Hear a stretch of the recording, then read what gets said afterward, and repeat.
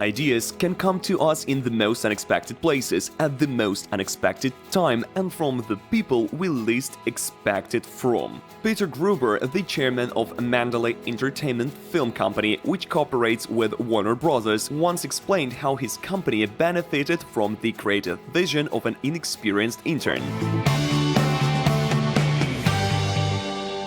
Sometimes life is all about problem solving. In the filmmaking industry, problems lurk around every corner. One of the most useful problem-solving lessons Peter learned was to ask the question "what if?" instead of "how?" And he managed to learn it from a young woman, a trainee who participated in a film that he produced. She saved the film from putting it on hold. It was a 1988 film called Gorillas in the Mist, with Sigourney Weaver starring.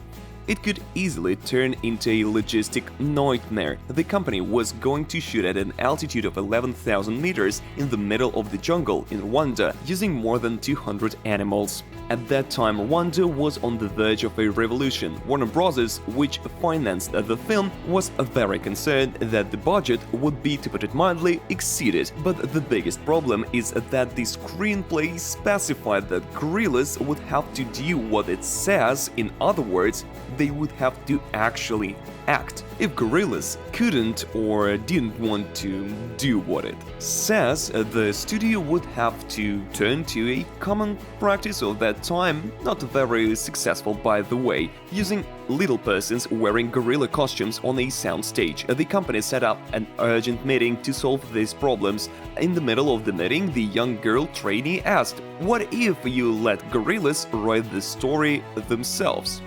Everyone laughed, wondering what she was even doing at the meeting between experienced directors and film industry professionals. But several hours later, someone suddenly asked her what she actually meant. The girl answered, "What if you sent your best cameraman to the jungles with a lot of film, so that he would be able to shoot gorillas there, and the story that is the script could be adjusted to what happened in the frame." It was a brilliant idea. The studio made precisely what she offered. They sent Alan Root, who'd been nominated for an Academy Award, to the jungles for 3 weeks. He came back with phenomenal footage that made almost all the work for screenwriters. The film was made for $20 million, which is 2 times less than the initial budget. The girl's lack of experience allowed the company to see opportunities where only obstacles had been seen before. This situation taught Peter Gruber 3 things, which he later shared.